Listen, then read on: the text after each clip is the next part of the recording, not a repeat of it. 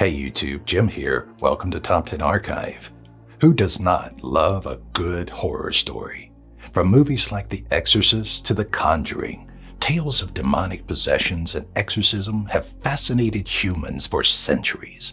Whether just mental illness or possession, there have been some true-life incidents that are bizarre. Here are the top 10 weirdest exorcism stories that will shake you to your core. Number 10. Gottlieben Dittus.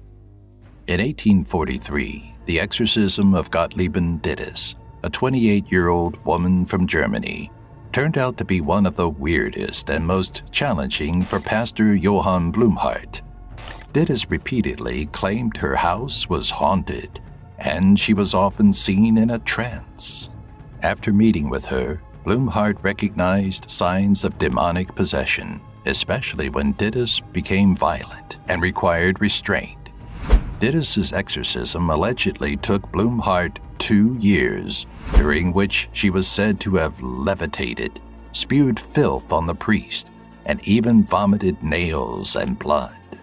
One of the most striking things Blumhardt learned while engaging with the spirits possessing Gottlieben is the majority of them claimed to be human in origin. Dittus would often slip into convulsions and even experience dark apparitions where she would scream about demons and hell.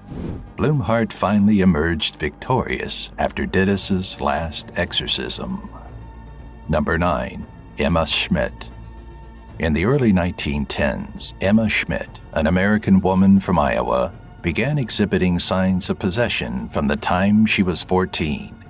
During her several exorcism sessions, priests reportedly started seeing unspeakable horrors and acts. Her last exorcism lasted 28 days and ended on December 23, 1928, when Emma was 46. The exorcist, a Capuchin priest named Father Theophilus Reisinger, reported how she kept vomiting the entire time and spewed out substances that weirdly resembled macaroni and tea leaves, although she had eaten nothing.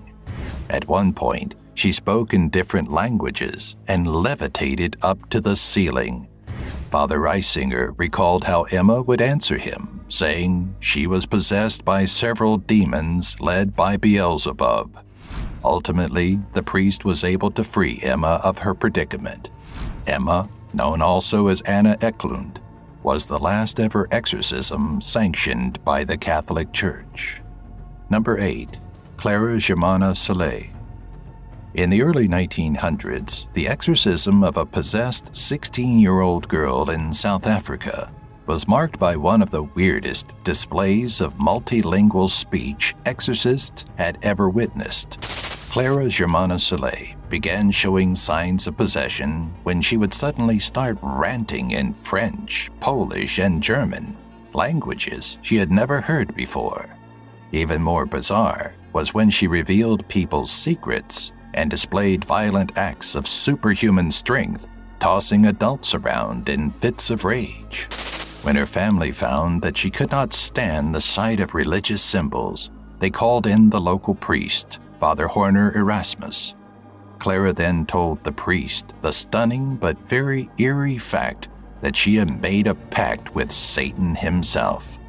The priest, with help of other assistants, were allegedly successful in exorcising her after a grueling 2 days. Number 7. Julia. Famous New York psychiatrist Dr. Richard E. Gallagher would often be called by priests to help fight Satan's minions and make a psychiatric diagnosis to rule out mental illness. However, in 2012, in the case of Julia, Gallagher was convinced extraordinary and evil forces were at play. Julia, a practicing Satanist, displayed bizarre signs of possession. She would enter into a trance, speak in multiple languages and in different voices, and when meeting Gallagher, revealed facts about his life and his mother's death. Gallagher was worried when he heard the same voices on a call, even when Julia wasn't present. He arranged an exorcism in a local chapel room, and reported how Julia levitated off the floor for 30 minutes, made objects fly off shelves, and how she screamed when holy water was sprinkled on her. Fortunately, the exorcism was ruled a success. Number 6. Marasica Irina Quinici. In 2005, 23-year-old Marasica Irina Quinici, a nun who lived in the Tanacu Monastery, Romania, claimed she was plagued by Satan. Her chief complaint? He kept calling her a sinner and would make her giggle during Mass. Psychiatrist Dr. Georg Silvestrovici diagnosed her with schizophrenia, but the monastery's priest, Daniel Petri Korozhenu, felt she needed an exorcism.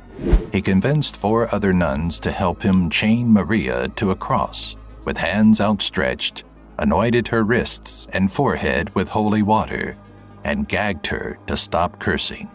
She was then left alone in a room shut for 3 days. On the 3rd day, the priest opened it and began praying over her, not realizing she was already dead of asphyxiation, dehydration, and starvation.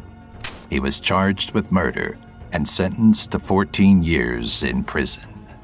Number 5. George Lukens. In 1770, 44-year-old George Lukens, known as the Yatton demoniac of England, displayed his first signs of demonic possession, ironically, while he was at a church service celebrating Christmas. Lukens suddenly began singing in demonic voices and even backward in Latin, which might have creeped out the entire congregation.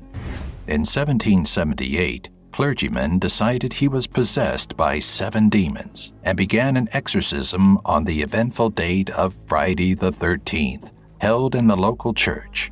7 priests, including churchgoers, prayed over Lukens, even as he shouted and screamed profanities at them, claiming he wanted power over the world of men. According to legend, the exorcism was a success, and Lukens claimed the demons told him they were going back to hell and would never bother him again. Number 4. The Demon House. Houses themselves can be haunted too, and a cottage on Carolina Street, purchased by LaToya Ammons and her family in November 2011, seems to add credence to the theory. Immediately after moving in, the house exhibited paranormal activity, with huge black flies constantly hogging the porch in winter, and a black shadow always muddying the living room with invisible boots.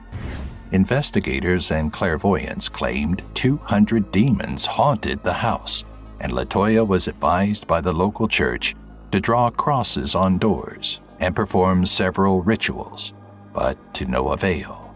Her children began displaying violent behavior, and her daughter frequently felt as if someone was choking her. The children were taken away by Child Services in 2012, and yet the haunting intensified. Finally, local Reverend Maginot, in the presence of officials, performed a 2-hour exorcism during which an entity attacked the family's DCS case manager, Samantha Illick, breaking her ribs. LaToya's children were returned, and the house was purchased by paranormal investigator Zach Baggins in 2016 in order to shoot a documentary. Instead, he ended up demolishing it immediately. Number 3. Ronald Hunkeler. The 1949 exorcism of Ronald Hunkeler, or Roland Doe, was so famous it terrified many in Cottage City, Maryland, and inspired the movie The Exorcist. His family reported how their Aunt Tilly died mysteriously and how religious objects would often fall off or even fly off the walls. There was always a knocking and banging appearing out of nowhere in their house. What made priests feel it was a clear case of possession was the fact that the strange phenomena finally concentrated in Roland's room. Roland's exorcism took 4 days, during which priests found the words Christ and hell appearing on his body, and objects constantly whizzed past their heads. He even urinated in front of the priests. In the end, Head priest Father Bowden reported how Roland finally spasmed and fell to the ground, uttering quietly, "He is gone." Number 2. Anneliese Michel. The haunting and possession of 23-year-old Anneliese Michel from Germany not just inspired the 2005 movie The Exorcism of Emily Rose, it was truly a bizarre event that ended in tragedy. Anneliese began displaying weird behavior when she was just 16, falling into a trance at school and bedwetting at night. By 1970, she began suffering seizures, and yet doctors could not find anything wrong with her. By 1973, repeatedly sick, Anneliese began displaying more bizarre behavior, like licking her own urine off the floor, stripping naked, eating coal, and avoiding religious objects. Her family and local priests were convinced she was possessed, so they decided to exorcise her. Over the next 10 months, Anneliese underwent 67-hour-long horrifying exorcism sessions in which she was chained and held up as clergymen tried freeing her of the 6 demons they believed possessed her.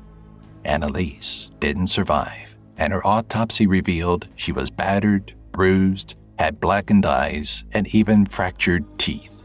In 1978, the priests and Anneliese's parents were sentenced for negligent homicide, fined, and sent to jail. Number 1. Janet Moses. One of the most bizarre exorcisms ever in modern culture was when the family of Janet Moses of New Zealand firmly believed she was possessed by a demon after stealing a taonga, a Maori artifact. Even after she returned the statue, she still displayed bizarre behavior, prompting the entire family to perform a Maori-style exorcism, even more horrifying than what you would see in a movie. Janet's family sat on her, poured water on her face, while others began sucking on her eyes in an attempt to remove the demons. The constant water flowing into her eyes, nose, and mouth ultimately drowned and killed Janet. The family instead felt the demon had fled into Janet's 14-year-old cousin and then began scratching and rubbing the girl's eyes until they started bleeding. The bizarre ritual continued for 9 hours until the police arrived and arrested the lot. In a trial lasting 29 days, 5 of the 8 received only community sentences after they confessed to improvising because they did not know how to exorcise the demon Makutu. Thanks for watching. Which of these exorcisms do you think would have been most frightening to witness? Let us know in the comments.